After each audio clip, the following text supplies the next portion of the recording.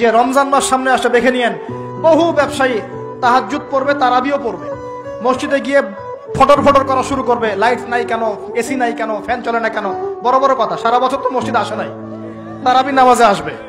আবার দেখবেন অনেকে সারাদিন তো মসজিদ নাই, জুমার দিনে যায়, জুমার দিনে গিয়ে বলে ইমাম সাহেব ওটা করেন নাই কেন, এই মুয়াজ্জিন সাহেব এটা করেন নাই কেন। আছে না এমন লোক?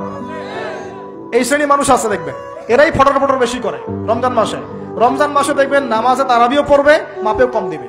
এরকম লোক আছে না?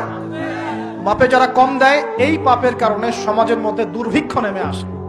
আমাদের অর্থনৈতিক অবস্থা এমন জায়গায় দাঁড়িয়ে আছে না, দুর্ভিক্ষ যদি চলে আসে অবাক হওয়ার কিছু নাই। দুর্ভিক্ষ চলে আসলে আপনার অবাক হতে পারেন, আমি অবাক হব না। এমন একটা জায়গায় দাঁড়িয়ে আছে, এমন একটা জায়গায় দাঁড়িয়ে। এবং রমজান, এই রমজান মাসে এমনি তো দ্রব্যের দাম বেড়ে যায়, এবার যার কি হবে আল্লাহ ভালো জানে। আমার মনে হয়, আমার ভয় হয়, একদম নিম্নবিত্ত মানুষ যারা এবার রোজা রেখে ইফতার যখন করবে তখন হাত তুলে আল্লাহর কাছে বদদোয়া করা শুরু করবে। এটা আমার ভয় হয়। এবার অপেক্ষা করেন, দেখতে থাকেন সামনে কি হয়। প্রতিটা পণ্যের দাম অলরেডি বাড়া শুরু হয়ে গেছে।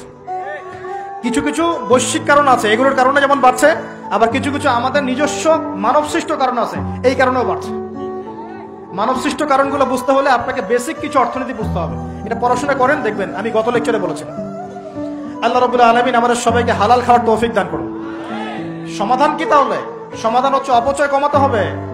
5টা খেজুরে ইফতার হয়ে গেলে 6 নম্বর খেজুর দান করে দেন, 6 নম্বর খেজুর দান করে দেন। সদকাগুলো বেশি বেশি বাড়িয়ে দেন। এই যে মানুষগুলো খেতে পারবে না, ওদের ঘরে ঘরে গিয়ে ইফতারগুলো পৌঁছে দেন, মাসের বাজার করে দেন। যাদের সামর্থ্য আছে, জাকাত ফরজ হয়েছে, জাকাতগুলো দিয়ে দেন। আল্লাহ পাক তৌফিক দান করুন। দুর্নীতি বন্ধ করেন, কালো টাকা বন্ধ করেন। কত টাকা পাচার হয়ে গেল বিদেশে, সেগুলো কে ফিরিয়ে নিয়ে আসবে? এই দায়িত্ব কার? মনে রাখবেন, একটা পাপের হিসাব না দিয়ে কাল কিয়ামতের মাঠে কোনো দায়িত্বশীল পার পাবে না ইনশাআল্লাহ। কোনো দায়িত্বশীল না। এই যে আমি লেকচার দিচ্ছি না, আল্লাহ পাক আমাকেও দাঁড় করাবেন।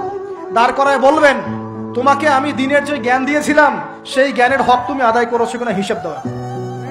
এই যে বড় বড় মুফাসসিরে কোরআন, মুফতি, মুহাদ্দিস বসাচ্ছেন, পাংখা দিয়ে বাতাস করছেন, হ্যাঁ, চা খাওয়াচ্ছেন, কফি খাওয়াচ্ছেন। এক একজনকে আল্লাহ পাক দাঁড় করাবেন, বলবেন কোরআন সুন্নাহর যে আমানত দিয়েছিলাম সে আমানতের সাথে কতটুকু তুমি হক আদায় করেছো, হিসাব না দিয়ে পার পাবে না তুমি। ফাইজলামি মনে করেছেন নাকি দিনকে?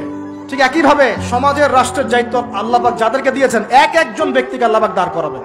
দাঁড় করে জিজ্ঞাসা করবেন, কোন কোন জনগণের কোন কোন হক তুমি নষ্ট করেছো, কার কার হক দিয়েছো, কার কার দাও নাই, সবার সামনে হিসাব দাও, তারপর জান্নাতে যেতে পারবে। এত সহজ না।